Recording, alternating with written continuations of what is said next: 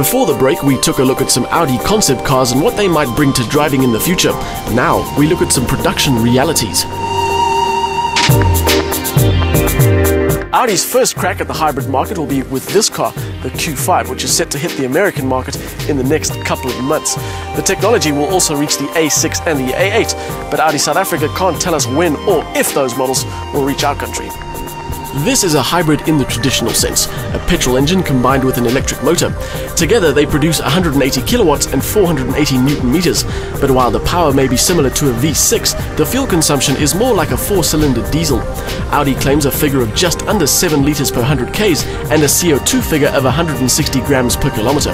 Performance isn't too shabby either, with a 0 to 100 sprint time of 7.1 seconds and a top speed of over 220 kilometers an hour. Although, if you're serious enough about the environment to spend your green on a hybrid car, you really shouldn't be interested in those figures.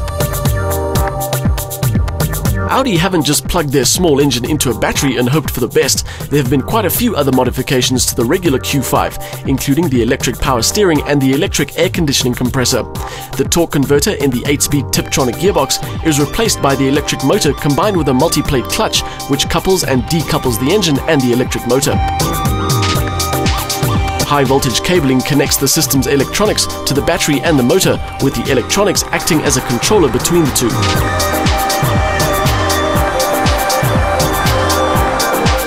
There are obviously big differences between this Q5 and the rest of the range, but almost all of them are under the skin. The rest of the package is all very subtle, and seeing one of these across a parking lot, you'd have to be some kind of superior train spotter to notice the changes. There are almost no exterior clues to this car's futuristic bent. The only bits are the hybrid badges and the more aerodynamic wheels. As for the rest, it's as good looking as any other Q5. We were given a spin in the Audi hybrid across the company's very industrial hometown of Ingolstadt.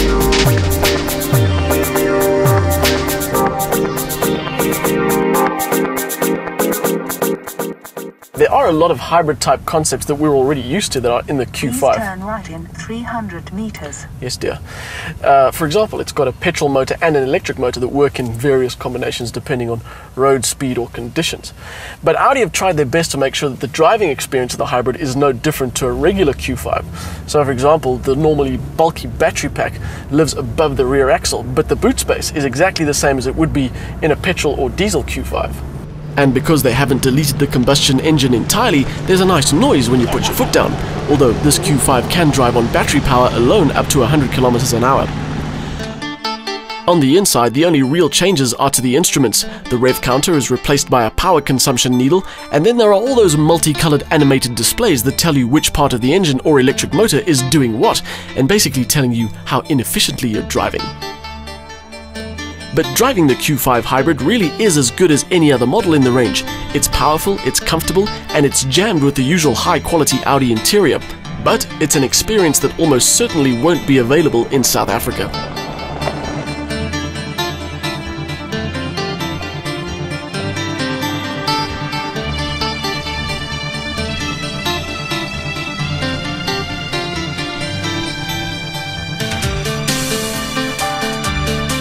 The experience at Audi Sport Park has given us just some idea of what motoring in the future might be like, and I don't think it's too long from now that we'll be including things like kilowatt hours and electrical range as part of a car's spec sheet. If you're a die-hard petrol head who gets by on the smell of fumes and the sound of a big engine, well, I hate to break it to you, the future's looking pretty bleak. But for the rest of us, it's not too bad, it's just very different. Hybrid power in the Q5 comes from a 2-litre petrol engine combined with an electric motor, allowing for decent output figures while keeping fuel consumption and CO2 down. There's nothing about this car that makes it any less desirable than its petrol or diesel siblings, although Audi will almost surely never give local customers that choice.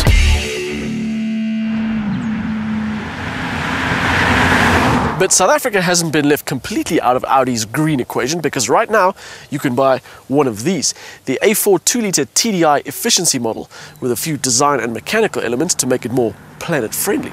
But the best thing about it, it feels exactly like a regular A4.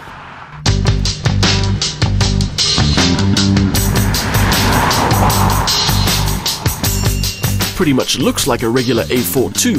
The changes are subtle, but Audi will tell you they make a big difference. The aerodynamics have been improved by dropping the ride height by 20mm, fitting an underbody trim panel to improve airflow, and partially enclosing the grille, although I'm not exactly sure how that last item works.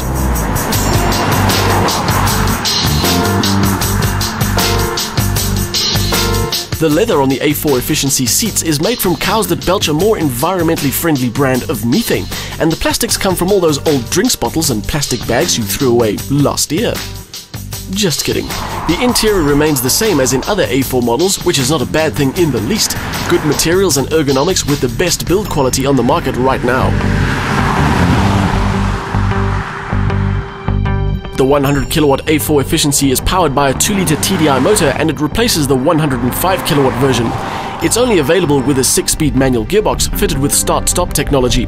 Basically, the engine switches off when you come to a complete stop and then restarts when you engage the clutch. Don't worry, the aircon and all the electricals keep running even while the engine isn't. The interesting thing about this A4 is that it's not just built to be efficient, it tries to teach you to drive economically as well. So it's got things like a gear position indicator that kind of suggests the best gear for the driving conditions, which is not really anything new, but it's also got a display that shows you how much fuel the aircon system is using. And every now and again it flashes up a tip about engine braking and things like that. And the standard kinetic energy recovery means the alternator does less work, which means the car burns less fuel. The A4 efficiency is available now for 350,000 Rand. The 2-liter TDI motor is 5 kilowatts down on the outgoing TDI model, but added to the other enhancements, it's up on efficiency. This A4 doesn't quite save the planet, but it does a decent job of reducing your fuel bill while remaining a good car to drive.